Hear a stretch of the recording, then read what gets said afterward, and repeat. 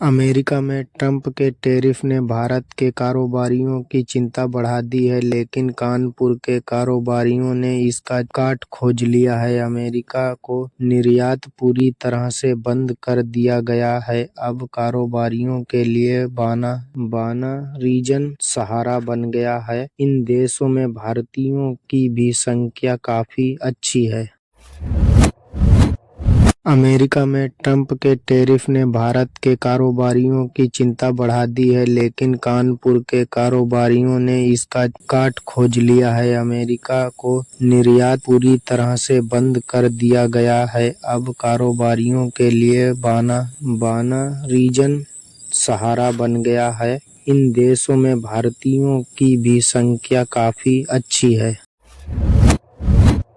कानपुर के मोहलिया गांव में गूगल मैप की कैमरा लगी कार ग्रामीणों ने चोर समझकर घेर लिया। ग्रामीणों ने कार को घेरकर हंगामा किया तो कर्मचारी डर गए और पुलिस को फोन किया। पुलिस ने मौके पर पहुंचकर लोगों को समझाया, जिसके बाद कार को रवाना किया गया। ग्रामीणों में चोरी की घटनाओं से चलते गुस्सा था, जिसके कारण यह गलतफहमी हुई।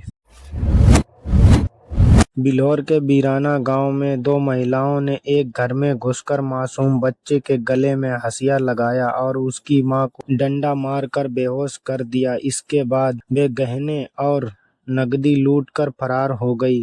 होश में आने पर महिला ने पड़ोसियों को घटना की जानकारी दी। पुलिस ने मामला दर्ज कर जांच शुरू कर दी। सर्वोच्च न्यायालय की सड़क सुरक्षा समिति ने भी राज्यों को हेलमेट अनुपालन को प्राथमिकता देने का परामर्श दिया है। योगी आदित्यनाथ सरकार ने कहा कि नो हेलमेट नो फ्यूल का उद्देश्य दंडित करना नहीं, बल्कि नागरिकों को कानून के अनुरूप व्यवहार अपनाने के लिए प्रेरित करना है। ईंधन तभी जब हेलमेट सिर पर हो। कानपुर कासगंज रेलवे लाइन पर ट्रेन पलटाने की साजिश का मामला सामने आया। एक शरारती तत्व ने ट्रैक पर लकड़ी की बेंच रख दी थी, जिससे बड़ा हादसा हो सकता था। जीआरपी ने सूचना मिलने पर बेंच को हटाया, मामला दर्ज कर जांच शुरू कर दी। यह घटना कानपुर में हुई, जिससे क्षेत्र में सनसनी फैल गई है। रक्षा मंत्री राजनाथ सिंह ने पहलगाम में हमले का उल्लेख करते हुए आतंकवादियों को सख्त चेतावनी दी। उन्होंने कहा कि आतंकवादियों ने धर्म के आधार पर लोगों की हत्या की, लेकिन भारतीय सेना ने आतंकवादियों को उनके कर्मों के आधार पर मारा। जोधपुर में आदर्श रक्षा एवं खेल अकादमी के उद्घाटन में बोलते हुए उन्होंने ऑपरेशन सिंदूर का जिक्र किया।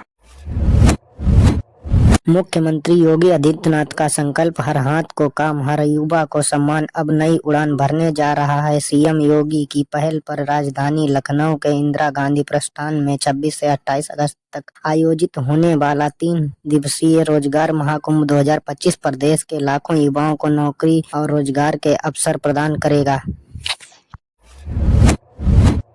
असाउद्दीन ओवैसी ने संसद में पेश किए गए बिलों पर सवाल उठाए, जिनमें प्रधानमंत्री, मुख्यमंत्री और मंत्रियों को हटाने का प्रावधान। उन्होंने पूछा कि क्या राष्ट्रपति वास्तव में प्रधानमंत्री से इस्तीफा ले सकते हैं, जबकि संविधान के अनुसार मंत्रिपरिषद की सलाह पर ही निर्णय लेते हैं। ओवैसी ने इस बिल को संविधान के खिलाफ बताया है और दुरुपयोग की आशंका जताई है।